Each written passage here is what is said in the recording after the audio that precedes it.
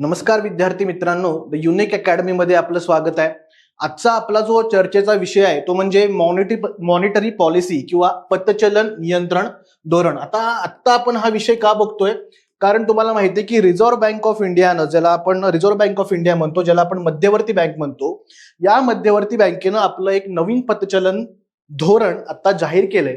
आणि यामध्ये त्यांनी काय केलंय तर रेपो रेट मध्ये 25 बेसिस पॉइंटनं काय केलंय ते कमी केलेलं आहे। 25 बेसिस पॉइंट म्हणजे 0.25 असं आपण म्हणूया। म्हणजे पूर्वी 6.25% एवढा रेपो रेट होता, तो त्यांनी 25.25% कमी केला आणि तो किती केलाय, 6% केलाय। काय कमी केलाय तर रेपो रेट कमी केलाय। आता रेपो रेट वगैरे या गोष्टी आपण आधीच्या व्हिडिओमध्ये कव्हर केलेल्या आहेत, तुम्ही त्या लिस्टमध्ये जाऊन तो व्हिडिओ बघू शकता। तरी पण मी थोडक्यात सांगतो की रेपो रेट म्हणजे काय। जेव्हा मध्यवर्ती बँकेकडनं व्यापारी बँकांना कर्ज पुरवठा केला जातो, तो कोणत्या दराने केला जातो तेव्हा त्याला आपण रेपो रेट असं म्हणतो। रेपो रेट म्हणजे काय, मध्यवर्ती बँकेकडून व्यापारी बँकांना, कमर्शियल बँकांना ज्या दरानं कर्ज पुरवठा होतो त्याला आपण रेपो रेट असं म्हणतो। मग आपल्याला जर समजा व्यापारी बँकांना अधिकाधिक कर्ज पुरवठा करायचा आहे, जर आपल्याला व्यापारी बँकांना, कमर्शियल बँकांना अधिकाधिक कर्ज पुरवठा करायचा आहे, तर साहजिकच आपल्याला काय करावं लागेल, तो रेपो रेट कमी करावा लागेल। मग असं का करावं लागेल, कारण व्यापारी बँकांकडनं खाली मग तुम्हाला, आम्हाला, सगळ्यांना, उद्योजकांना काय केला जातो, कर्ज पुरवठा केला जातो। मग व्यापारी बँकांना जर कमी दरामध्ये कर्ज पुरवठा पुरवला गेला किंवा कर्जाचा पुरवठा केला गेला, तर मग या व्यापारी बँका देखील आपल्याला कमी दरामध्ये काय करतील, कर्ज पुरवठा करतील। मग आपल्याला कमी दरामध्ये कर्ज पुरवठा झाला तर मग काय करतील, उद्योगधंदे काय करतील, गुंतवणूक वाढीसाठी काय करतील, प्रयत्न करतील, नवीन प्लांट टाकू शकतील। एखादी व्यक्ती असेल, तो व्यक्ती आपला नवीन व्यवसाय चालू करू शकेल। म्हणजे तुम्हाला काय दिसतंय तर आर्थिक व्यवस्था जी आहे, जी आपली इकॉनॉमी आहे, ती इकॉनॉमी काय करेल, बहराला येईल, किंवा आपण त्याला म्हणतो एक्सपान्शन साठी आपण म्हणतो की इकॉनॉमीच्या या गोष्टी काय आहेत, महत्वपूर्ण आहेत। मग रेपो रेट कमी केला तर आपण काय म्हणतो की खाली कर्ज पुरवठा जास्त होतो, इकॉनॉमीला चालना मिळते। मात्र यामुळे एक प्रॉब्लेम पण होऊ शकतो की तुम्ही जेव्हा काय करता, रेपो रेट कमी करता, तेव्हा बाजारामध्ये पैसा मोठ्या प्रमाणावर आणता आणि बाजारात जर पैसा मोठ्या प्रमाणावर आला तर वस्तूंची मागणी वाढते। साधा अर्थशास्त्र आहे, बाजारामध्ये मोठ्या प्रमाणावर पैसा आला तर काय होणार आहे, वस्तूंची मागणी वाढते आणि वस्तूंची मागणी वाढली तर महागाई निर्माण होते। म्हणून काय होतंय की रिझर्व्ह बँक ऑफ इंडियाला महागाई नियंत्रण करायची की आर्थिक वृद्धीसाठी अधिक दर कमी करायचा, या अनुषंगानं त्यांना काय करावं लागतो, बॅलन्स करावं लागतो, त्यांना संतुलन करावं लागतं। म्हणून तुम्हाला काय दिसतं, कधी reserve bank of India repo rate कमी करतं, कधी reserve bank of India repo rate जास्त करतं। मग हे कसं करतं तर त्या वेळच्या परिस्थितीनुसार अवलंबून असतं। आता काय स्थिती दिसते तुम्हाला की जी महागाईचा जो दर आहे तो साधारण 3 ते 4% दरम्यान आलेला आहे, म्हणजे तो अधिक नाहीये। म्हणून या ठिकाणी तुम्हाला काय केलेलं दिसते, रेपो रेट कमी केलेला दिसतोय। आता केवळ महागाई हा एकच parameter reserve bank of India लक्षात घेतं का तर तसं नाही। मात्र महागाई हा डॉमिनंट फॅक्टर आहे, मात्र अजून काही इतर घटक असतात, ते देखील आपल्या रिझर्व्ह बँक ऑफ इंडियाला, मध्यवर्ती बँकेला लक्षात घ्यावे लागतात। आता या अनुषंगानं या धोरणात्मक निर्णयाच्या पाठीमागं नक्की काय आहे ही आपण कन्सेप्च्युअल बाबी या व्हिडिओमध्ये बघणार आहोत। बघा, पतचलन नियंत्रण धोरण समितीने घेतलेल्या निर्णयाला इतर कोणते कंगोरे आहेत। तुम्हाला सगळ्यांनाच माहिती आहे, मागच्या आठवड्यातील व्हिडिओमध्ये आपण डोनाल्ड ट्रम्प यांचा रेसिप्रोकल टॅरिफ विषयीचा व्हिडिओ केलेला होता। त्यामध्ये आपण म्हणलं की डोनाल्ड ट्रम्प यांनी रेसिप्रोकल शुल्क किंवा रेसिप्रोकल टॅरिफ इतर देशांवर लादलेला आहे। मग यामुळे काय केलंय तर इतर देशांनी जवाबी कारवाई वगैरे केलेली आहे, तो आता व्हिडिओमध्ये आपण ते बघितले। मात्र यामुळे काय प्रॉब्लेम व्हायला लागलाय तर आंतरराष्ट्रीय व्यापार या ठिकाणी मंदावू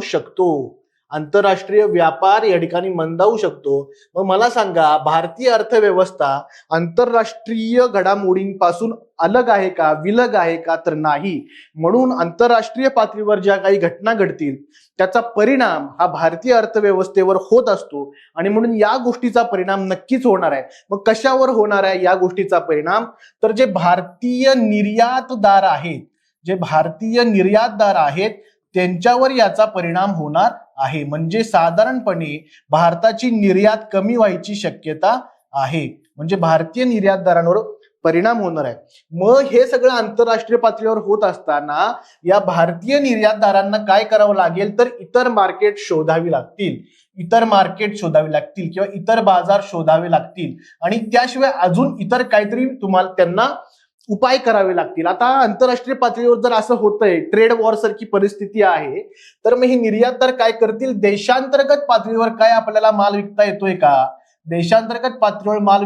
का, हे बघतील. मात्र देशांतर्गत पातळीवर माल विकला जाण्यासाठी देशांतर्गत भागातून काय वाढली पाहिजे, मागणी वाढली पाहिजे. मग ही मागणी कशी वाढवणार आहे देशांतर्गत पातळीवर, मागणी वाढवण्यासाठी लोकांच्या हातामध्ये पैसा पाहिजे खेळता.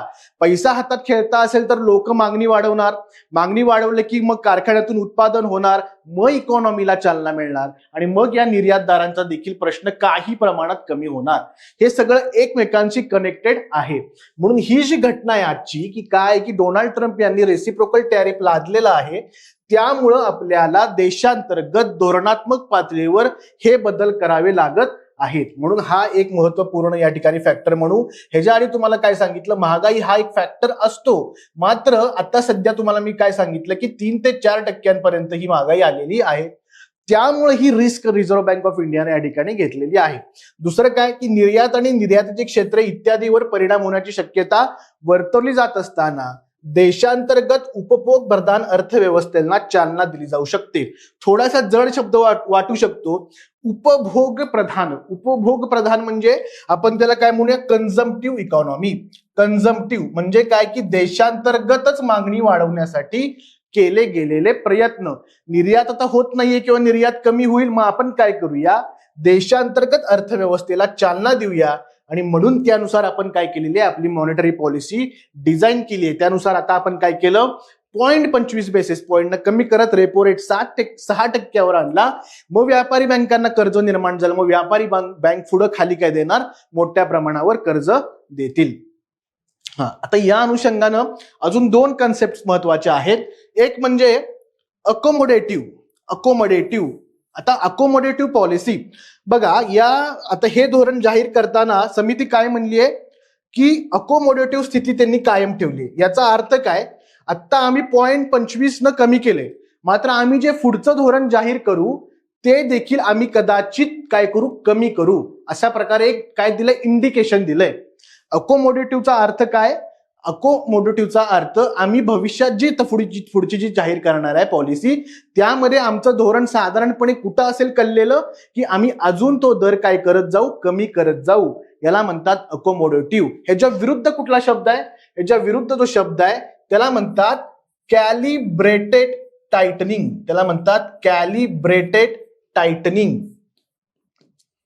आता टाइटनिंग जेव्हा आपण म्हणतो तेव्हा टाईट करायची इकॉनॉमी. म्हणजे काय करायचं आहे की बाजारामध्ये पैसा कमी गेला पाहिजे. मग काय केला जाईल, तर दर जो आहे तो वाढवला जाईल, मग रेपो रेट वाढवला जाईल. त्याला म्हणतात कॅलिब्रेटेड टाइटनिंग. मग आता समजा त्यांनी म्हटलं असतं कॅलिब्रेटेड टाइटनिंग, तर मग त्यांनी काय इंडिकेशन दिलं की आम्ही भविष्यात दर वाढवणार आहे. पण काय म्हणलंय अकोमोडेटिव्ह, म्हणजे त्यांनी काय सांगितलंय, आम्ही भविष्यात कमी करायचाच आमचा विचार आहे. 2 संकल्पना तुम्हाला कळाल्या, एक म्हणजे अकोमोडेटिव्ह आणि दुसरं म्हणजे कॅलिब्रेटेड टाइटनिंग.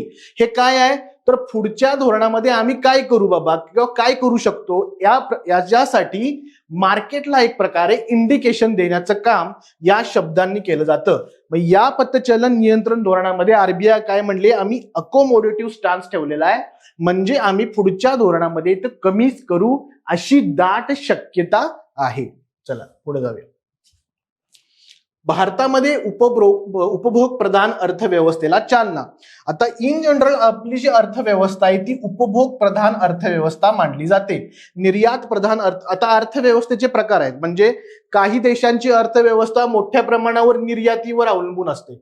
आता मला सांगा की ज्या देशांची अर्थव्यवस्था मोठ्या प्रमाणावर निर्यातीवर अवलंबून आहे त्यांना आता या ट्रेड वॉरमुळे चांगलाच फटका बसलेला आहे. मग ज्या देशांची अर्थव्यवस्था तुलनेने ह्याच्यावर कमी अवलंबून आहे, मात्र जास्त ह्याच्यावर आहे, कशावर, उपभोग प्रधान अर्थव्यवस्था आहे, त्यांना मग या ट्रेड वॉरचा एवढा परिणाम होणार नाही. मग आत्ताच्या परिस्थितीमध्ये अशी कोणतीही अर्थव्यवस्था नाही की ती पूर्ण कन्झम्प्टिव्ह आहे किंवा पूर्ण निर्यातीच्या आधारावर आहे. तर त्यातलं मिक्सिंग असतं. म्हणजे कधी कुठली अर्थव्यवस्था एका घटकावर अधिक असेल मात्र दुसरा घटक पूर्ण अब्सेंट आहे असं नाही. म्हणून भारताच्या बाबतीत आपली निर्यात होतीये का? होतीये. मात्र आपण पूर्ण निर्यातीवरच अवलंबून आहोत का? नाही. आपली अर्थव्यवस्था सर्वसाधारणपणे उपभोग प्रधान अर्थव्यवस्था मानली जाते. का? कारण सांगा, आपल्या देशामध्ये लोकसंख्या मोठ्या प्रमाणावर आहे आणि या लोकसंख्येकडनं मागणी मोठ्या प्रमाणावर होत असते आणि म्हणून आपली उपभोग प्रधान अर्थव्यवस्था आहे.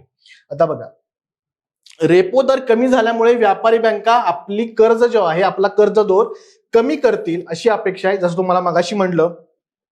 मग उद्योगांना, एमएसएमईंना, वैयक्तिक कर्जधारकांना याचा फायदा मिळू शकतो.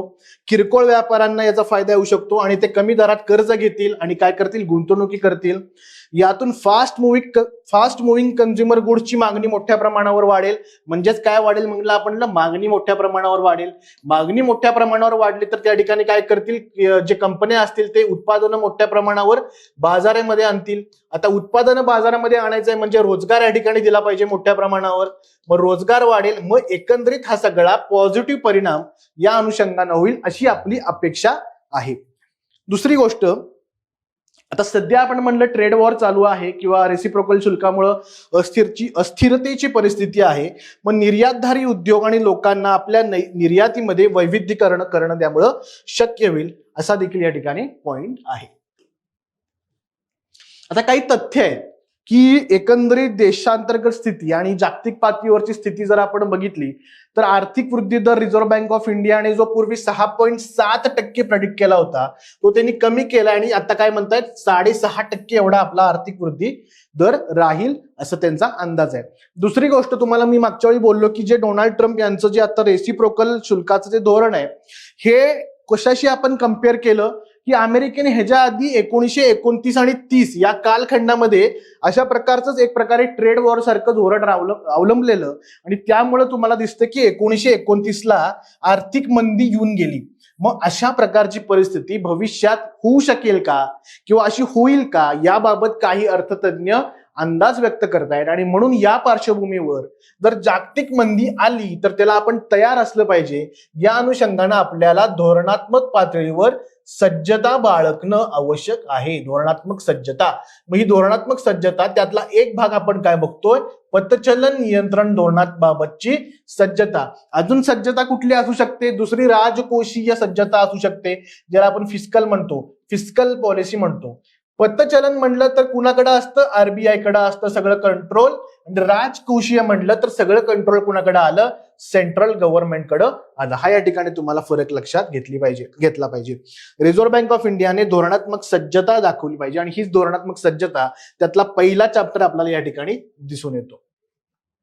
निष्कर्ष बघा, स्थिर राज्यकारभार आणि अपेक्षित असलेली धोरणात्मक चौकट ही आर्थिक वृद्धीसाठी महत्वाची असते. आंतरराष्ट्रीय पातळीवरील घडामोडी आपल्या हातात नसल्या तरी देखील देशांतर्गत पातळीवर योग्य ती धोरणात्मक चौकट आणि स्थिर शासन या माध्यमातून भारतीय अर्थव्यवस्थेवर होणारा जो विपरीत परिणाम आहे तो कमी केला जाऊ शकतो. शब्द प्रयोग बघा, आंतरराष्ट्रीय पातळीवर काय आपल्या हातात नाही, मात्र देशांतर्गत पातळीवर धोरणात्मक बदल, धोरणात्मक चौकट, स्थिर शासन या गोष्टी आपल्याला करणं शक्य आहे. आणि म्हणूनच रिझर्व्ह बँक ऑफ इंडियानं आता आपल्याला काय केलेलं दिसतंय? ज्या घडामोडी घडल्या त्या घडामोडींना प्रतिसाद देत 0.25 बेसिस पॉईंटनं कमी करत तो 6% रेपो रेट आणलाय. आता आपण म्हणू चला भविष्यात काय झालं? भारतामध्ये महागाई वाढली आणि ती समजा 6% एवढी गेली. मग 6% झाल्यावर आरबीआय काय म्हणणार आहे? रेपो रेट आम्ही काय करतो? वाढवतो. का वाढवतो? बाजारामधील पैसा आम्ही कमी करतो. बाजारामध्ये पैसा कमी केला की मागणी कमी होणार आणि महागाई पण कमी होणार. ही आपण एक हायपोथेटिकल सिच्युएशन बघितली. पण तर महागाई हा वन ऑफ द फॅक्टर आहे. आंतरराष्ट्रीय पातळीवर घडणाऱ्या घडामोडी दुसरा फॅक्टर आहे किंवा अनेकदा चलनाचं अवमूल्यन होत असतं हा तिसरा फॅक्टर आहे. म्हणजे केवळ महागाई हा घटक नाहीये, सगळे घटक एकत्रित कार्यरत असतात आणि त्या अनुषंगानं रिझर्व्ह बँक ऑफ इंडियाला आपल्याला धोरणात्मक बदल करावे लागतात. आणि त्यातलाच एका धोरणात्मक बदलाविषयी आपण आता बोललो. विषय समजतोय का बघा? अधिक माहितीसाठी बुलेटिन वाचा. धन्यवाद.